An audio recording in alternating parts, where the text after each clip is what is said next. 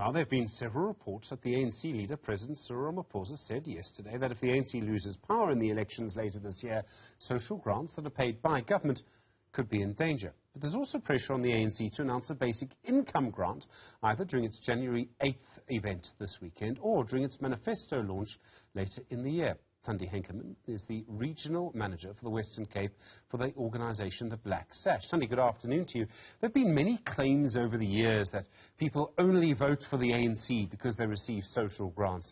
Is there any evidence of that? Hi, good day, Stephen. So, from a Black Sash point of view, it is imperative for us to understand that constitutional rights are apolitical and need to be viewed in an apolitical manner.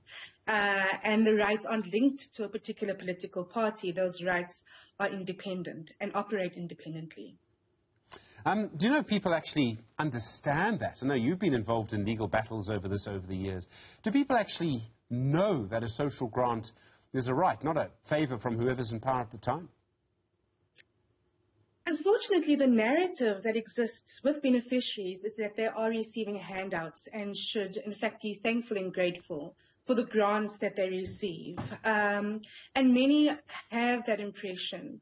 And it's imperative that we start changing that narrative and reinforcing the understanding that social grants are a constitutional right and are inherent and free and available for all who qualify for them. Thandi, I know you don't want to get too involved in politics, although sometimes I know for people in your position it's unavoidable. But is it true for Ramaphosa to claim that other parties would not pay social grants? I mean, the last time I checked, the EFF wanted social grants to be increased. The DA released a statement today saying they supported social grants. Well, Stephen, I mean, it's safe to say that we really do hope that that was taken out of context, because that type of fear-mongering really undermines democracy and the true concept of democracy.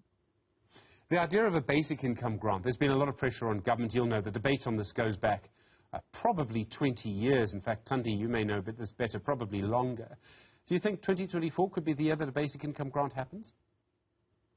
Well, we are hopeful, and I think civil society stands united in our endeavour to ensure that people have the ability to live a dignified life. And unemployment and poverty currently not allowing millions of South Africans to live a dignified life. We are in constant communication with the Department of Social Development and other civil society organizations in lobbying and advocating for basic income support to become a reality and in the near future. So we remain hopeful, but can't say for certain when that will come into play.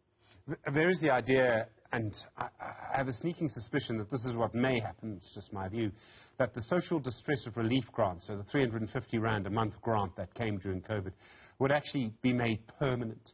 I mean, would that be enough to be a basic income grant, or is 350 Rand just too little?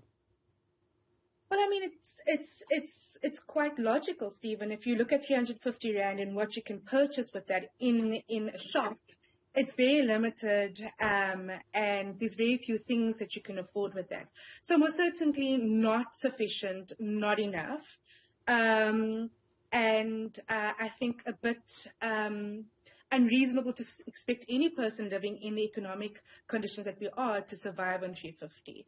So the basic income support grant cannot look at the bare minimum. It needs to aim to get people, beneficiaries above the breadline, and that is imperative. How would you define as above the breadline? What would we be looking at? And I've seen various groups asking for different things. Some people say 1,500 Rand a month. Some people say a lot more than that. As Black Sash, do you have a view on what a basic income grant should look like? So, I mean, we assess this on an annual basis with regards to inflation, cost of living, etc. So looking at a trajectory from 2024 onwards, we haven't yet come up with a concise amount, but looking at a bare minimum of 1.5 up, and I think it's only fair to look at that for basic income support, again, to get people above the breadline. Thandi Henkeman, thank you. The Western Cape Regional Manager for the organisation the Black Sash.